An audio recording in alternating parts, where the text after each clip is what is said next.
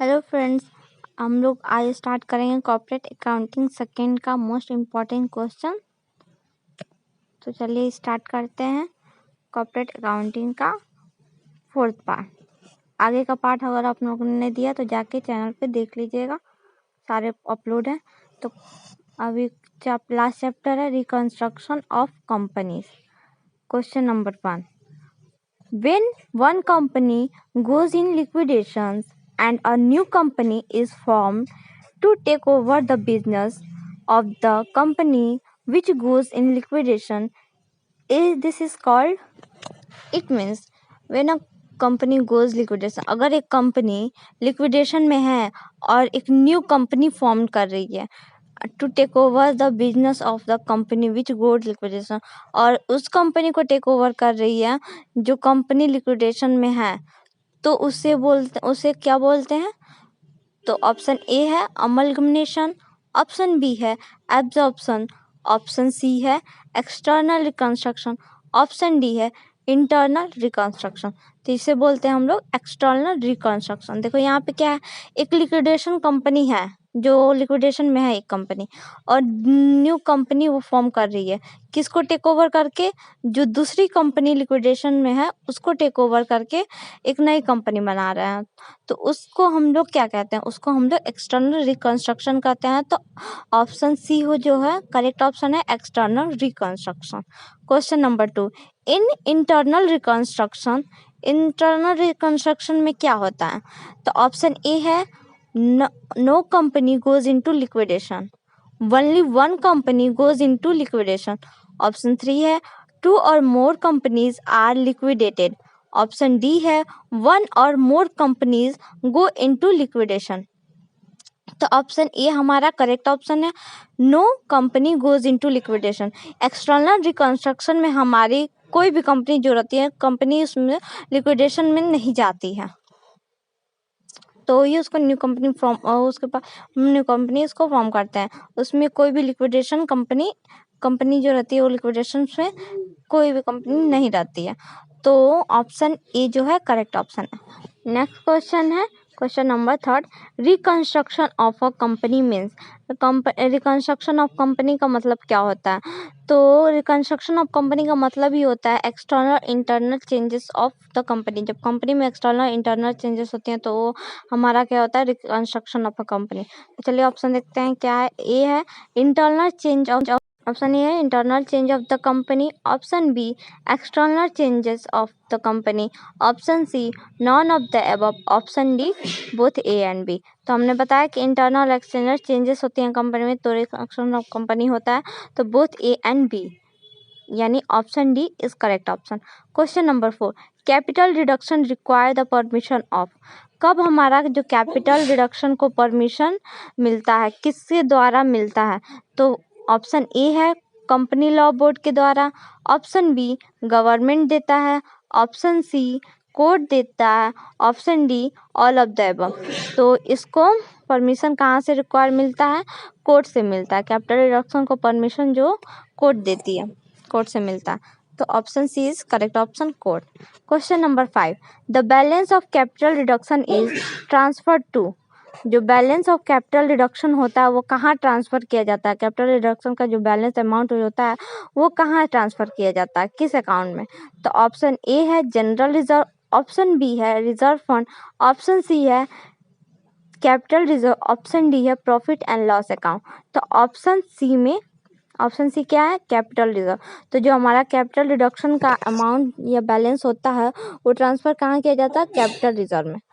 Question number 6, the characteristic of internal reconstruction, it means internal reconstruction की विशेषता क्या है? तो ऑप्शन ए है liquidation of a companies, option B है liquidation of a one company, option c capital structure, option D है absorption.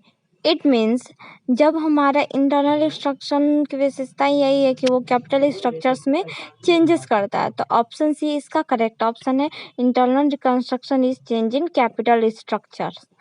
Question number 7, in case of internal reconstruction, the existing company will be internal reconstruction के case में जो existing company होती हैं वो क्या होती हैं? तो ऑप्शन ए है लिक्विडेटेड, ऑप्शन बी है अमलगमेटेड, ऑप्शन सी है एब्जॉर्ब्ड, ऑप्शन डी है रिटेन। तो हमारी जो कंपनी एग्जिस्टिंग कंपनी होती है इंटरनल रिकंस्ट्रक्शन के केस में वो हमारी होती है रिटेन्ड। तो ऑप्शन डी है जो रिटेन, ऑप्शन रिटेन है, जो हमारी इंस्ट्रक्शन होती है वो हमारा रिटेन होता है। नेक्स्ट क्वेश्चन पे पढ़ते हैं, question number 8। When there is no liquidations and no formation it is known as, जहाँ पे कोई लिक्विडेशन नहीं होता है और ना ही कोई फॉर्मेशन होता है, तो वहाँ पे एक फॉर्मेशन नहीं होता, वो उसे क्या कहते हैं? उसे हम, ऑप्शन ए है अमलगमेशन, ऑप्शन बी है एब्जॉर्प्शन, ऑप्शन सी है एक्सटर्नल रिकंस्ट्रक्शन, ऑप्शन डी है इंटरनल रिकंस्ट्रक्शन। तो इसका सही आंसर है ऑप्शन सी एक्सटर्नल रिकंस्ट्रक्शन। इसमें नो लिक्विडेशन भी है और वन फाउंडेशन भी है। जिसमें नो लिक्विडेशन वन फॉर्मेशन हो उसमें वो होता है एक्सटर्नल रिकंस्ट्रक्शन। तो option C is correct option. Question number 9। If total value of net assets acquired by the company is less than the purchase consideration, the differences is, it means total value of assets required of the company का है, हमारे पास एक company का total value of assets है और एक तरफ है परचेज कंसिडरेशन। तो जो परचेज कंसिडरेशन है उससे कम है हमारा टोटल वैल्यू ऑफ नेट, तो उसके डिफरेंस को हम लोग क्या कहते हैं? जो उसका डिफरेंस है उसको हम लोग क्या कहते हैं? तो ऑप्शन ए है सीक्रेट रिजर्व, ऑप्शन बी है गुडविल, ऑप्शन सी है कैपिटल रिजर्व, ऑप्शन डी है जनरल रिजर्व। तो ये हमारा होगा ऑप्शन बी गुडविल। जब हमारा कम होता है परचेज कंसिडरेशन के net value, total net value, तो वहाँ पे किसी कंपनी का, तो वहाँ पे गुडविल जनरेट होता है। तो option B is correct option goodwill. Question number 10।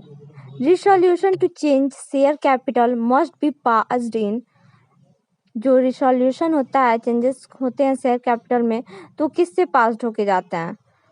A general meeting से, बी एक्स्ट्रा ऑर्डिनरी मीटिंग से, सी स्पेशल मीटिंग से, या डी इमरजेंसी मीटिंग से। तो ऑप्शन ए है जनरल मीटिंग। जब तक ये जनरल मीटिंग से पास होके शेयर कैपिटल जो होते हैं वो उसके चेंजेस नहीं जाएंगे तो वो तब तक रिसोल्यूशन नहीं होगा। तो option A is correct option general meeting. Question number 11। Right to buy right share is to, it means जो राइट शेयर्स होते हैं जिसके पास बाय करने शेयर, राइट शेयर्स को बाय करने का राइट होता है उसे हम लोग क्या कहते हैं? वो क्या होता है? तो ऑप्शन ए है प्रेफरेंस शेयर होल्डर्स होते हैं, ऑप्शन बी है equity share holder, option C both A and B, option D not to both. तो ऑप्शन बी हमारा एकदम करेक्ट। जिसके पास राइट्स होता है बाय करने का या राइट शेयर्स, वो होते हैं हमारे इक्विटी शेयर्स होल्डर। तो option B is correct option. Question number 12। Share to be converted into stock, share कब कन्वर्ट हो जाता है स्टॉक में?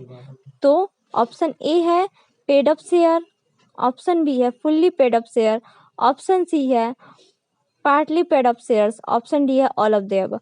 तो जब हमारा फुल्ली पेड अप शेयर्स हो जाते हैं तब हमारा शेयर जो है कन्वर्ट हो जाता है स्टॉक्स में। तो ऑप्शन बी करेक्ट है फुल्ली पेड अप शेयर्स।